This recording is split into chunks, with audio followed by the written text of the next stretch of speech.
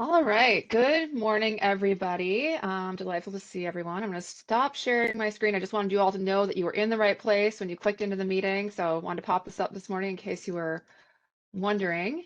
Um, my name is Lindsay Bernhagen, and I'm going to be your MC today. Pretty excited about that. And you'll also see me again in a couple of weeks for part two of this series. So I just want to welcome you all to the Whole Child, Whole Family, Whole Community Learning series on the social determinants of health. I love this framework. I love the idea of social determinants of health because I think it really pushes us to think about the systems that surround and support or challenge the families and the kids that we serve, and even in our own lives. And it really just forces us to kind of put things in context. I just think it's a really great model for doing that and for thinking about how these systems sort of work together to shape people's lives and their experiences. In a way that's a little more sophisticated than what sort of our first reaction or first thought might be. I'm a consultant with the Wisconsin After School Network. I've been working with Juan for about 3 years now. Um, so I just sort of want to, before we get into this too far, I want to make sure I thank our supporting partners. So the series would not be possible without financial support from the Wisconsin Department of Children and Families and the Marshfield Clinic Health System. We are so grateful for what they provide to us that we can provide this service. And the series is further supported by the incredible staff who work with the Marshfield Clinic Health System, Rachel Sharon, Sarah Bangert, and Jennifer Smith. So a couple of housekeeping items before we get started. I'm just going to ask that you keep your microphone on mute. If you have questions, you can post those in the chat box. And we've got staff here, and I'll also try and monitor them as well to make sure that we're catching those questions as they're coming in. And there's also going to be sort of Q&A time sprinkled throughout our time together this morning. So there will be time to ask questions as well. This presentation is being recorded and will be sent to all registered participants in the next week and also posted to the Wisconsin After School Network YouTube page. So we know that out of school time field, like many fields, is facing a lot of post-pandemic challenges. There's staff shortages, of course, burnout, high program costs, and of course the families that and the kids that you work with are also facing those challenges in their own homes as well.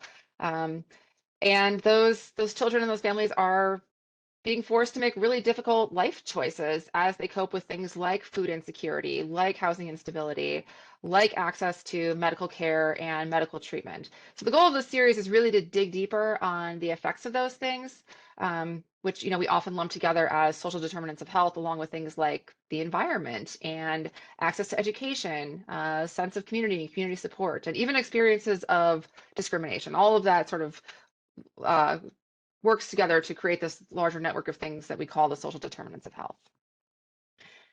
So before we jump into that first session, which I'm going to be facilitating with my former colleague and lovely friend, Jess Bowers, let's take a couple of minutes to find out who's here. So I'm going to pull up a Mentimeter. So I'm going to place the link in the chat here. Okay, so you can go to menti.com, use that code 77255558, or click on the link in the chat. Just curious about the sort of prevalence of poverty in the kids and the families that you serve.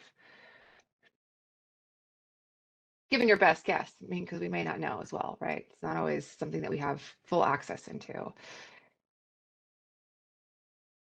Some of you are facing populations that are dealing with a lot of poverty. That's pretty remarkable. More than half of your population. That's a lot of needs. And no one is dealing with a super wealthy, or super, unaffected by poverty population, it looks like. No one's got less than 10%, which is, I guess, probably unsurprising. The poverty rate in Wisconsin is actually quite high, even in central Wisconsin, where I'm located. I mostly work in Stevens Point. That's sort of where I function socially and get my groceries and all that kind of thing. Stevens Point itself doesn't seem like there's a ton of poverty, but when I was working at the University of Wisconsin Stevens Point, we learned that actually the surrounding areas, the poverty rate is something like 35 or 40% in Portage County, which you wouldn't necessarily know driving through the city, but it's not always super visible to us. Okay, so next question I have for you, since we're going to be talking about scarcity today, I'm going to be talking about scarcity. I'm curious, and this is just sort of an open response thing. You can put up to 3 entries per person. what resources are scarce in your life? What do you wish you had more of?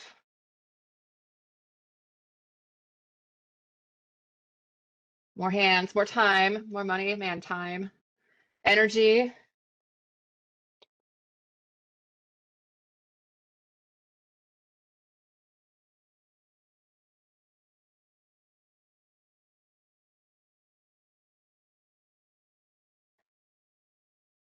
Time's getting bigger in this word cloud. That means that a lot of you are saying time.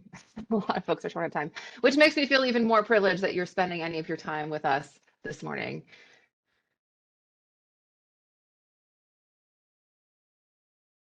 Yeah, money, people.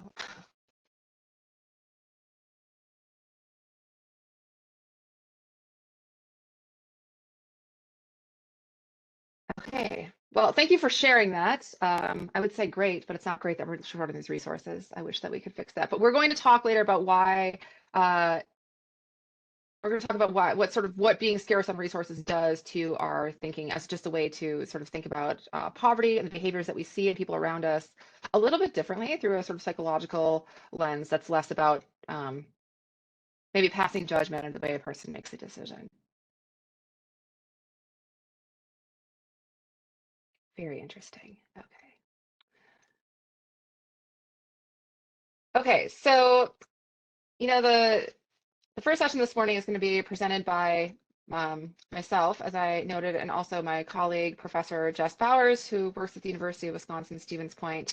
And we're going to talk about how we think about the causes and the effects of poverty. So just to give you a little bit of background on myself, I've been a consultant with Juan for about 3 years, as I mentioned, and I've spent over 15 years teaching and working in higher education, mostly in the diversity, equity, and inclusion space. I have a PhD in comparative studies and master's degrees in gender studies and ethnomusicology. I just kept going to school. I didn't really know what else to do with myself, and I was good at it, so I just kept going, which is why well, I got a lot of degrees. But I love education. I've taught courses in women's and gender studies, education, sociology, and I'm currently teaching in the educational sustainability doctoral program at UW-Stevens Point. I also publish and speak on issues of equity, diversity, and inclusion, and consult with nonprofits, educational institutions, and companies on diversity and inclusion. In my personal life, I tend to a lot of dogs, a handful of chickens, with the help of my wonderful husband, and multiple automated vacuum cleaners. One just finished running before we started this morning, so thankfully it's not going to be annoying in the background. And though I do still teach at University of Wisconsin-Stevens Point, my day job is actually with a company called Torch, which provides leadership coaching at scale. So I am thrilled at this point to hand it over to my wonderful colleague, Jess Bowers. Hello, everyone. My name is Jess Bowers, and I am a professor at the University of Wisconsin-Stevens Point in the Sociology and Social Work Department. I am excited to be here today. I'm going to be talking about poverty, and we're going to take a more in-depth look at how aspects and structures in our society create barriers for people moving out of poverty.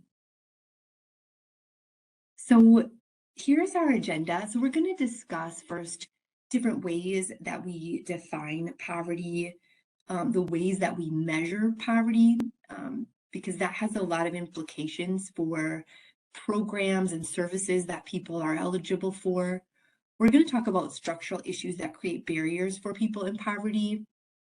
And then finally, we're going to discuss how the ways we define poverty influence the ways we develop programs and policies and determine the ways we decide to assist people. First of all, I would like to say that in the United States, when we talk about poverty, kind of simply put, poverty is just not having enough money to meet your basic needs. So a condition of need or scarcity that exists. And we have some big kind of contrasts in the United States related to wealth. So in the United States, we have most the most billionaires of any country in the world, yet we also have a really high child poverty rate. That statistic about the largest child poverty rate among OECD countries, what that means is that the United States is part of a group called OECD, which is the 38 countries with some of the most advanced economies in the world. And out of those countries, we have the highest child poverty rate. For 2022, our child poverty rate was over 13%. And so, while we have a lot of wealth in our country, we also have a lot of poverty as well. And we have some stark contrasts. So the media often uses language and rhetoric that reinforces the value of kind of individual effort in determining, one's kind of life choices and also kind of one's ability to move ahead.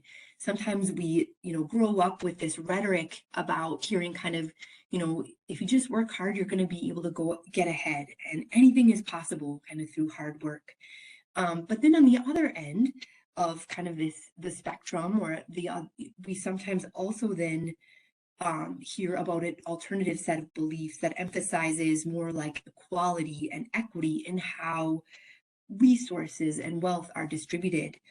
And that there are some structural barriers that actually prevent some people from moving as far ahead, regardless that they're working really hard. For example, some structural barriers include things like a lack of transportation, or maybe less funded schools and childcare, and limited access to healthcare, limited access to good paying jobs that provide health insurance, or limited low income or affordable housing. Those are things that can also contribute to poverty. And so throughout our history, we have had created kind of supports and policies and programs that have incorporated both ideas, kind of these contrasting perspectives. So poverty is much more complicated than we typically describe it. It's much more complicated than those individual reasons.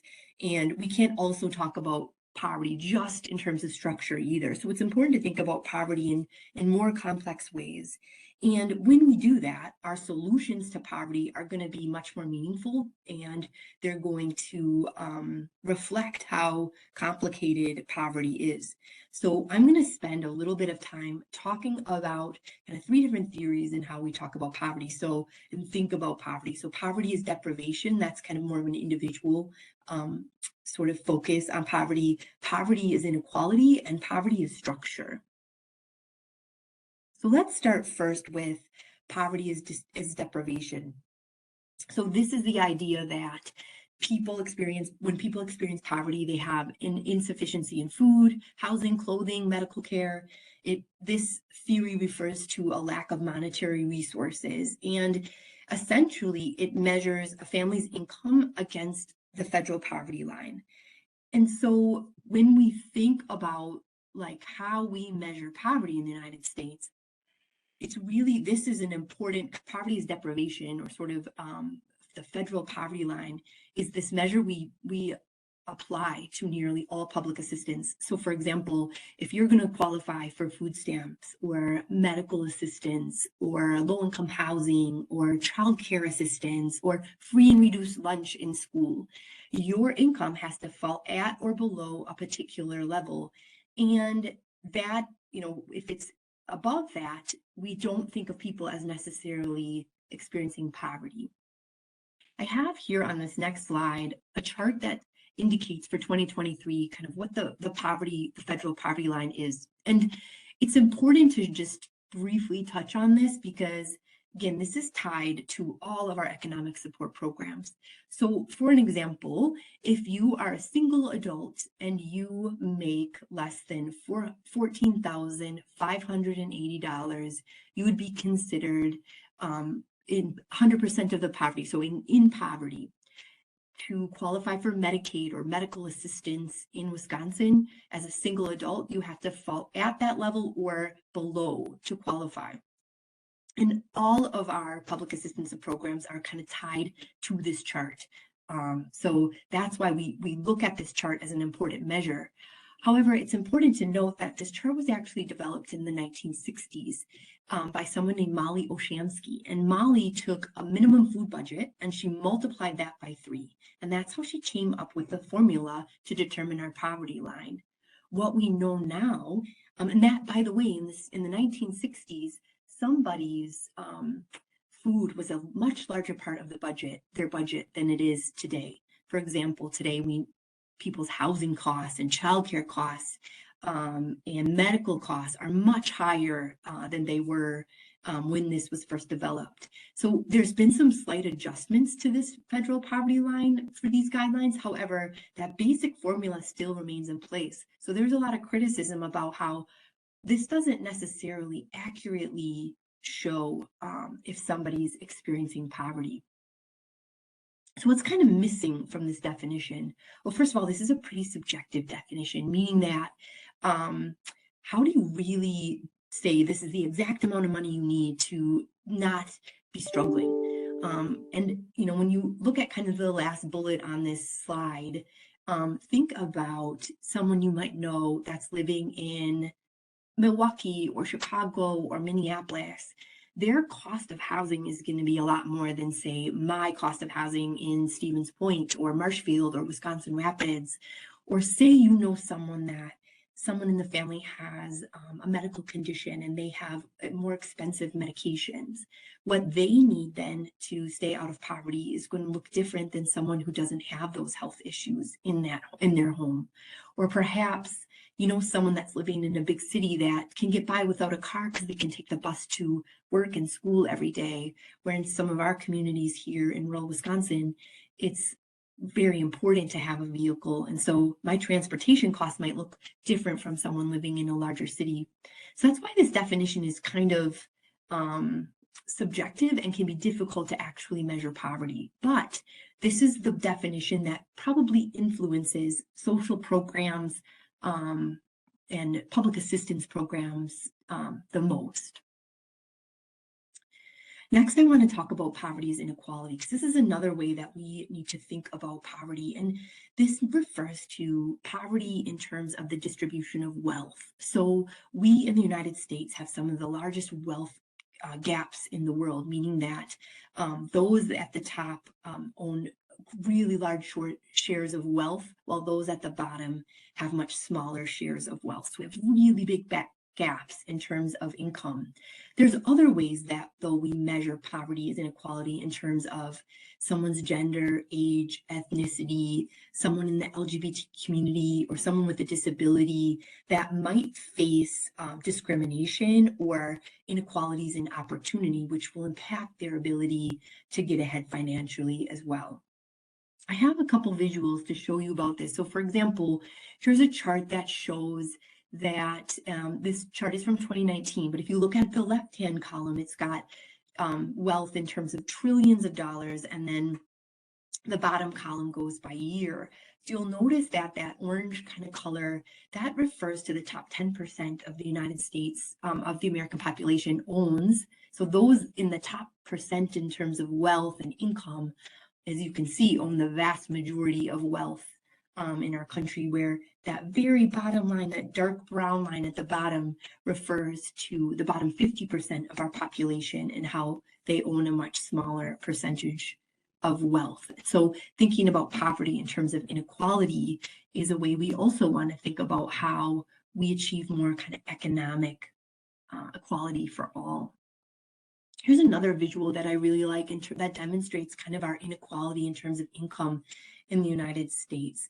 So the chart that the average CEO to worker ratio chart, this was created by the Harvard Business School, and essentially, so it's you can see that the big kind of the largest companies in the United States, the average boss, so CEO kind of meaning the average boss, makes about 373 times what the worker makes.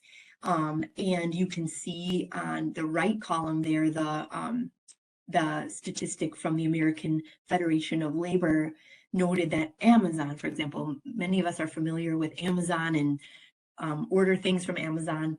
Well, if you look at kind of the big wigs at Amazon, the bosses at Amazon, their compensation is, over $200 million. Yet the average worker at Amazon makes $32,000 a year. And that boss to worker ratio is actually over 6,000 to 1 in terms of income distribution. So that's another way we have to think about poverty.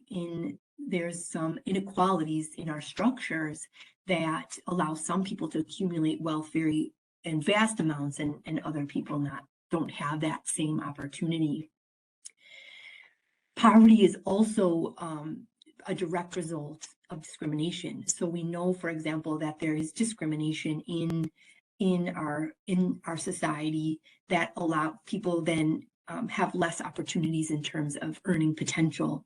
So we on this slide, you'll notice some ageism, sexism, racism, homophobia, and transphobia can lead to some people earning lesser wages or having less opportunities than others. And even when we control for education, so let's say, everyone has the same level of education, we still see wage gaps. So in the map that I've posted, this 2020 map related to gender pay gap, this shows that for every $1 that a man makes, as an example, you can see in the state of Wisconsin, women make 80 cents to every dollar that a man makes. And so there's some discrimination in our employment structure as well. Finally, I want to talk a little bit about poverty structure.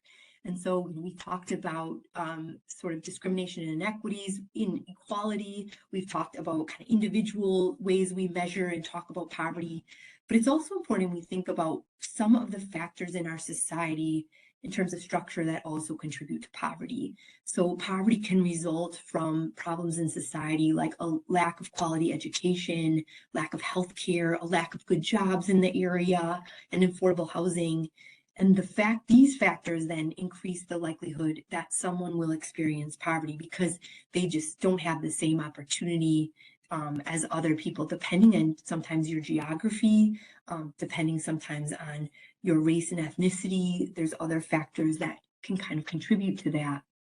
And maybe you've heard of the term institutional discrimination. This also refers to, in terms of structure, how there are practices that are embedded in our schools and in our healthcare system and in our criminal justice system that foster poverty. So for example, we know that there's an overrepresentation of people of color in our criminal justice system.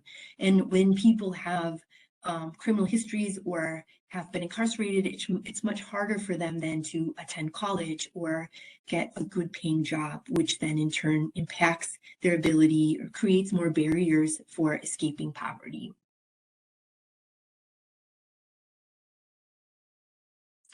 So there are several kind of statistically speaking, some factors that are risk factors for poverty. And so we know that when people are able to get college degrees, that's the group that's least likely to live in poverty. The poverty rate for people that do not have a high school diploma is much higher than people that have a college degree. We also know that single parent households are at greater risk for poverty, and in particular, female-headed households are at greater risk for poverty. We also know that folks that are non-white, women, and children are at greater risk for poverty. And in the United States, because we have really high healthcare costs, if you do not have health insurance or you're underinsured, you're at greater risk for poverty. Medical bills are the #1 cause of bankruptcy in our country. And so that can also contribute to someone's ability to move ahead. Finally, I want to just kind of say that I want to close with, when we think about poverty in only the individual way, right? When we think about poverty as if someone didn't work hard enough, or it might be someone's fault that they're in poverty, and we don't really think about some of the inequality that exists in our society. We don't really think of some of the larger structures in our aspects of our society that prevent some people from moving ahead as easily as others, then we aren't going to come up with good ways to help people who are experiencing poverty. So if we really want to reduce poverty, we have to think about poverty in complex ways. And so, advocating for things like food assistance and housing assistance, um, childcare assistance, and increasing our minimum wage, finding ways to create more opportunities in a community for everyone, are some important ways that we can help reduce poverty. And I also hope, kind of in conclusion, that it's easy, I think, for us to sometimes judge people and their situations and try to take a step back and look at the big picture as well. And I think that will help us see one another more compassionately and help us work more towards solutions rather than blaming those that are in poverty. Well, thank you for being here today, and I hope that you find this information helpful as you continue to support families and work with children in your program.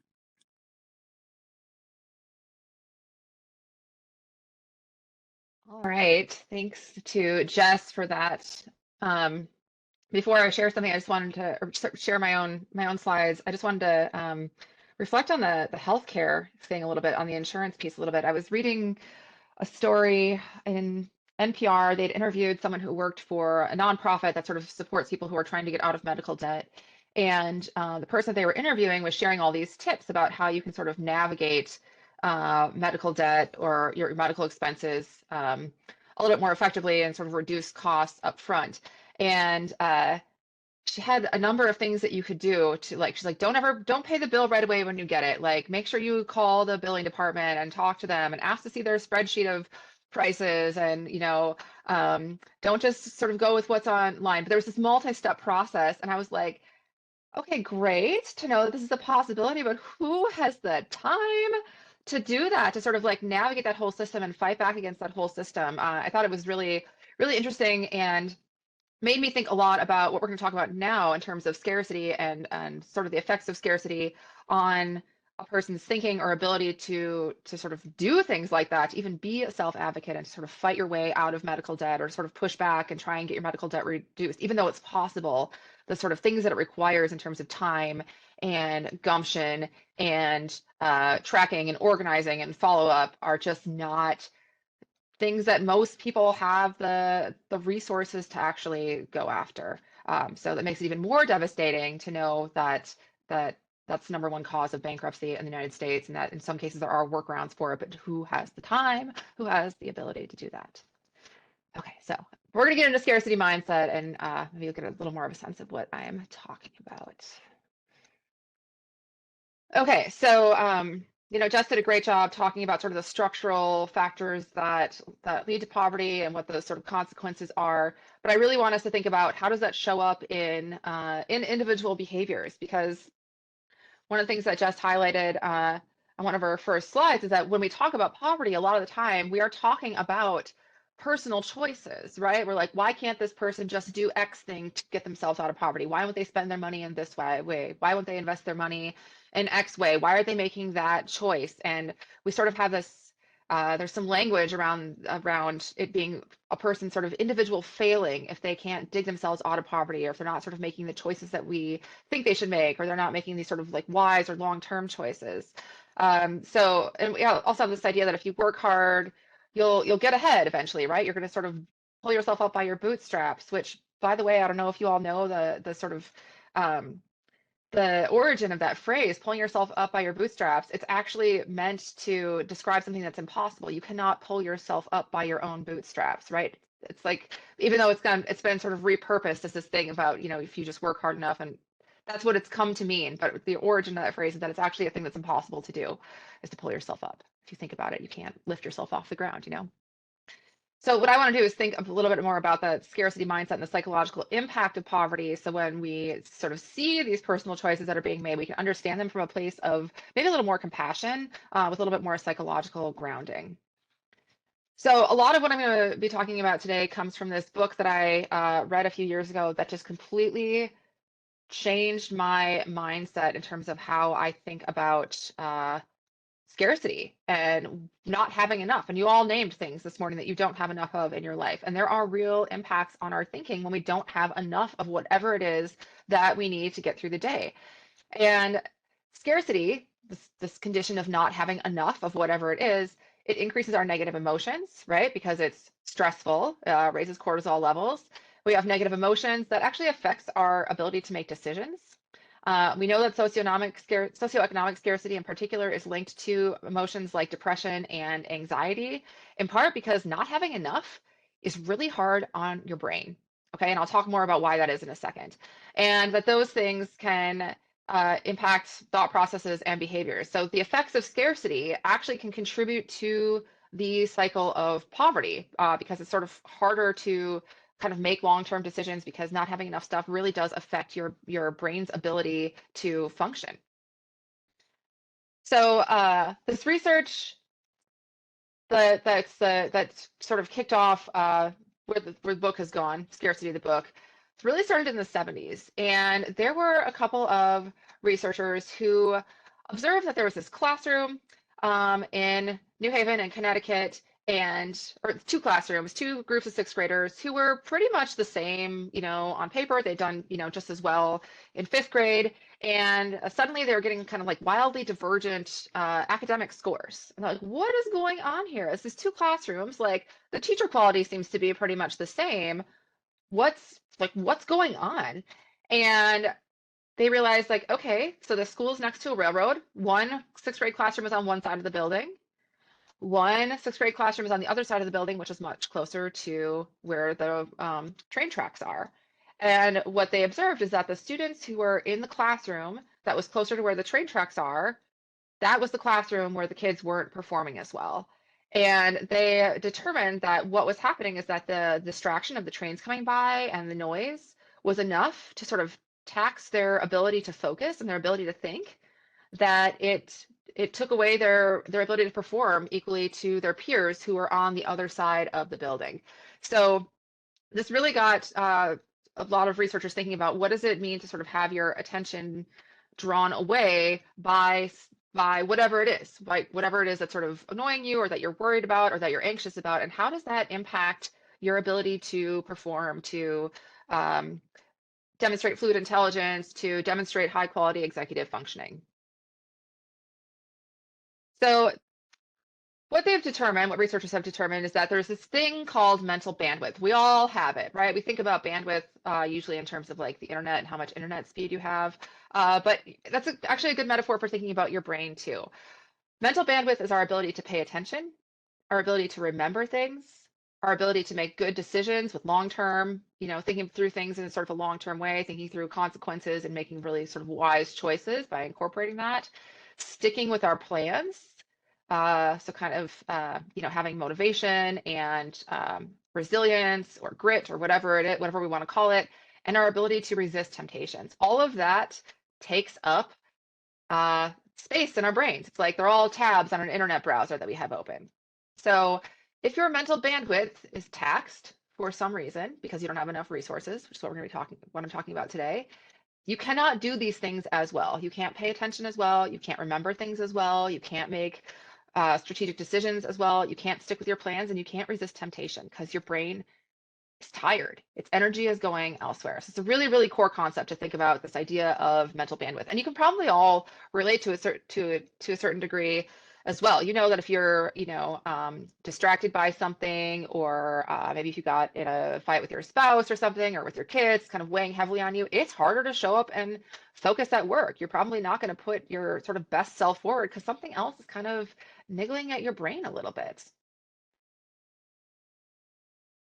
So these researchers have also looked at the effects of scarcity because, when we talk about poverty, we're generally thinking about scarcity of money or maybe food.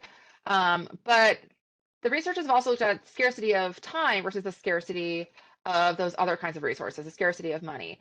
And they realize that the consequences of failing are different, right? If you sort of run out of time versus running out of money, there's going to be some like real physical material consequences. You may lose your home, you may not be able to buy food, etc.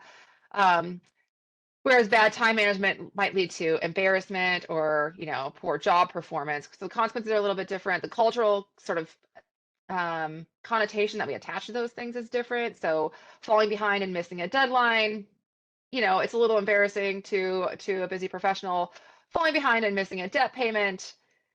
That means something else to someone who's maybe an urban low-wage worker. But despite those differences, the end behavior observed when you don't have enough stuff is remarkably similar.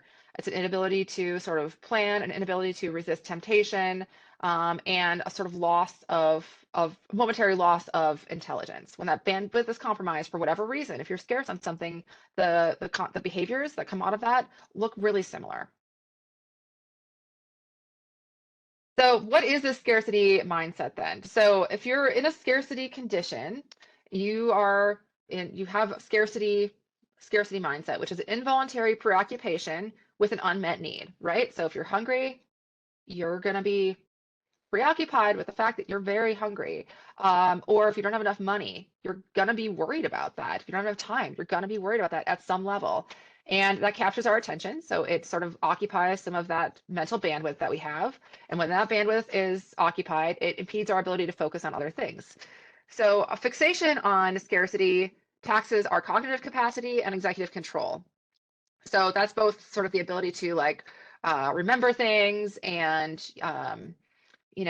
write really beautiful sentences and sort of solve little logic problems, and also the executive functioning, which is like impulse control and long-term planning. So it compromises both of those sort of core cognitive functions.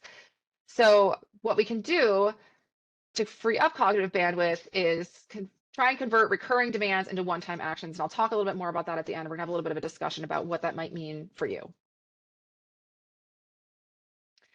So I'm going to give you an example of how to think about scarcity, and also why scarcity is so taxing to bandwidth. Not only the preoccupation with not having enough stuff, but having not enough of whatever it is means that you are constantly having to make really complex decisions. Okay, so we're going to talk about packing a suitcase. I use this example because Shafir and Molly Nathan, who wrote Scarcity, use it, and also because I'm about to go on a 3-week trip to the desert to visit my best friend who just had her first baby, and I myself am going to be facing the suitcase problem. So let's imagine that you are going on a trip. Okay, you're going to go on a 5-day trip to New York City, and let's say you have no problem, you got the resources to pay for a checked bag. So you're like, great, I'm going to take my checked size luggage, not my carry-on size luggage. So I'm going to pack, pretty much whatever I want. Do I want to bring, a rain jacket? Sure, I've got room for a rain jacket. I might also go out for a nice dinner. I'm going to take this nicer jacket. Oh, what should I bring for shoes? Well, I'm going to bring a couple pairs of walking shoes. What if my feet get sore in the first pair? I'll add in another pair so I can swap those out. Great. You don't really have to you have to pick, right? You have to pick what you're going to pack, but you're not weighing these things against each other. Now, let's imagine that you're packing a suitcase, but you've got to carry on because you don't want to spend the extra $60 or can't spend the extra $60, or you don't have the time, right? Maybe you need to you can't wait for your checked baggage to show back up. Got to pack for the same trip. Well, now suddenly you don't have room for 2 jackets. You got to decide, it's going to rain, but do you really want the rain jacket, or do you want the other jacket that's a little bit better for the temperature? Okay, you have to make that choice. You can only bring 1 pair of walking shoes. You don't have enough space in your suitcase for both pairs of walking shoes. Which pair is it going to be? Which one's going to go with more of the outfits that you want to wear? Which pair is less likely to give you blisters? So you constantly have to sort of weigh these trade-offs. That is a lot harder task when you don't have enough space. In this case, you're scarce on space, than having an abundance of space and just kind of being able to do whatever you want, right? So I think that metaphor works well. I can also think about it with grocery shopping. Gosh, when I was in grad school for a long time, as I mentioned in the beginning, I just kept going to school.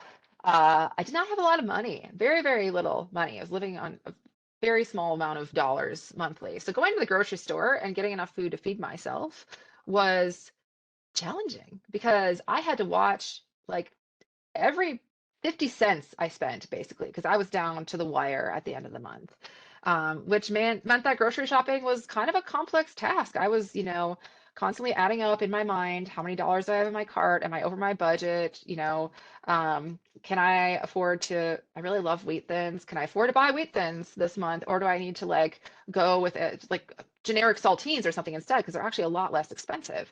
Whereas now that I'm in a very different financial position, grocery shopping is it's a much easier task because I'm not doing that with every single thing I pick off the shelf, right? So think about how cognitively taxing it is to be in that situation of, monetary scarcity all the time. Every decision you make is a trade-off. So you're constantly having to think about like, if I do this, I can't do this. If I do this, I can't do this. Um, so that's why it's really, really exhausting. And that's why sometimes we don't make the best decisions when we're in that mindset because it's compromising our executive function. So let me give you another example. And these are real prices. So I was thinking about how expensive it is to be poor. And I've been thinking about this for a long time, especially since Sam's Club and Costco have kind of like popped up all over the country, and a lot of people like to buy in bulk because it's a way to save money, and especially if you have a family.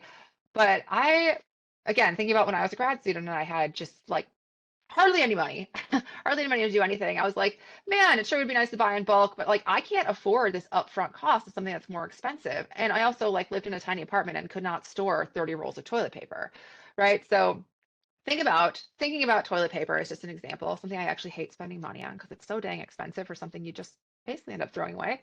Uh, I was thinking about this sort of for myself. Okay, like let's say I decided I want to save money on toilet paper. I can go to Costco. Costco's about a 75-minute drive from where I live, so there's a time cost for me. Also the cost of gas. Gas is not cheap. There's the $60 annual membership fee. But I could buy 30 rolls of toilet paper for only $24. That is the actual price. It's on sale right now at Costco. In case you're wondering, for the Charmin Ultra Strong, it's pretty luxury toilet paper. That's about 81 cents a roll. That's a really good price for toilet paper, but it also requires abundant storage. So, you got to have like a big enough house to store this kind of stuff. If you buy 100 rolls a year, the membership fee pretty much pays for itself, which a lot of, 100 rolls, that's 2 rolls a week. That's not hard to go through if you've got, a couple of people living in your house. So saving toilet paper, right? So like ideally you could say to a person, why are you buying your toilet paper at the grocery store? Because it's so much more expensive. It's $1.41 a roll, not quite twice as expensive, but nearly. But it's a shorter drive, there's no membership fee, it takes up less space, but you have to go to the store more often. So even sort of making these decisions, right? If you don't have enough space, you don't have enough time, you're also short on money. Even trying to decide like where you're going to buy toilet paper is kind of a complicated thing to do. And you may end up spending more money on it because you just don't have the time resources or the space resources to do the thing that's going to save you money because again, being poor is very expensive, and medical bills are another example, right? If you don't have the time or the resources or the executive functioning or the bandwidth to sort of fight those medical bills, then you're going to be the ones that are stuck with them, right? Whereas someone who has more time, more resources, less stress in their life can probably go to bat for themselves and really advocate for themselves. So the researchers that wrote that book, Scarcity, really wanted to zero in on, and they wanted to eliminate a lot of other factors that might sort of contribute to things that show up as look like scarcity mindset, right? So they wanted to figure out like, can we really prove this is a thing? And they found the perfect sort of sample population to test out their theory. And their sample population is Indian sugarcane farmers. So they used Indian sugarcane farmers because they experience both abundance and scarcity every year. And the sugarcane sort of matures at different times, so they can't like link it to seasons or festival seasons or whatever it is. So there's a nice little randomness to when this population experiences scarcity sort of on an individual level. But it's the same people, scarcity condition, abundance condition. Pre-harvest, okay, so this is like it's the end of the year, they're getting ready to harvest again, but they are like they're out of the money that they made from the last harvest. 78% of the Indian sugarcane farmers had pawned something for money, 99% had taken out a loan. Post-harvest, so they spend the 4 to 5 months harvesting, they sell their sugarcane, and they are flush with the cash that they're going to have for the rest of the year. Only 4% had pawned something, and only 13% had taken out a loan. So they also measured their fluid intelligence. So that's their ability to like follow instructions, remember things, that kind of thing. And when they were in the abundance state, so right after they'd harvested their sugarcane, they'd been paid for it, so they've got this giant influx of cash, they found that their intelligence was about 9 to 10 IQ points higher than it was right before the harvest when they were sort of on the last little drips of money they had from the previous year. So when they were in that scarcity condition. They also measured their executive intelligence and found the same thing, that when they're in the abundant state, they got all of the money from the harvest. They have a 15% reduction in mistakes compared to the scarcity mistake. And they repeated this with lots of different sugarcane farmers and found that, like, even if you control for everything else, you can see this in this very specific population, that not having enough stuff lowers their fluid intelligence and lowers their executive functioning. And just to like add to that, when we sort of cue the things that a person should be nervous about, so like raising monetary concerns for a person who is in poverty or for a person who is poor, that alone erodes their cognitive performance more than being seriously sleep deprived. That is how sort of that scarcity mindset is kind of like always, it's always there, always at the ready to compromise cognitive bandwidth. So what I want to talk about for a few minutes, and we can put things in the chat if we'd like, or you can come off mute too. But really what the authors say is that the way to manage scarcity mindset, it's hard. We can't just like put everybody in a condition of abundance, right? No one has that kind of money, and we can't give away time. So the thing that they recommend is like, can you convert any tasks into one-time actions, or sort of eliminate the number of steps to do something? Can you just simplify things? Can you automate things? That's why things like automatic bill pay are actually can be very effective, because they just take one thing off your list that you have to remember to do. Like enrolling in a 401k automatically, setting up appointments for things, putting, nudges on your calendar. Like setting all that stuff up, yes, does take a lot of time, but if you can sort of automate that, that makes it a lot easier to get things done. If you can remove the number of steps that it takes to do something, if you can just sort of simplify processes, that is a great way to combat the effects of scarcity. So yeah, I'd love to hear from you all. What are your reactions to this as you sort of think about your own experience, and maybe what's scarce in your life, and maybe what's scarce in the lives of the families and the kids that you serve, and whether there are any things that you can do to minimize the number or the frequency of tasks for the families you serve. So I'm actually going to stop sharing so I can see more of you, and I'll pop these into the discussion. Yeah, more impactful than sleep deprivation. Wild, but it's like it's always there. Like you're just always kind of worried about it, The book Scarcity, I cannot recommend it enough. It's written, the authors are incredibly smart, and it's written in a way that's really enjoyable to read, even though they're academics. They've written it for a more general audience. So I really recommend it. Really just sort of change the way that I think about how I interpret other people's behaviors and even my own behavior. I mean, one of the things they talk about in that book is that being in a condition of scarcity really compromises your ability to control your impulses. So, when you don't have enough stuff, or you're short on money, it's hard to like resist buying that leather jacket or that pair of shoes that like you don't really need, because actually like controlling impulses takes a lot of work. It takes a lot of focus, a lot of cognitive bandwidth. So it's harder to do that, even when that's like the thing that would be good for you. It's really hard to do it. Yeah, plan family time activities, food, childcare. Yeah, like removing a ton of other things that have to be figured out. Feelings of hopelessness. I'm sorry to hear that. Yeah, helping out low-income families, investing a lot in frontline staff. I heard about, and maybe it's somebody who's on this call. I don't remember.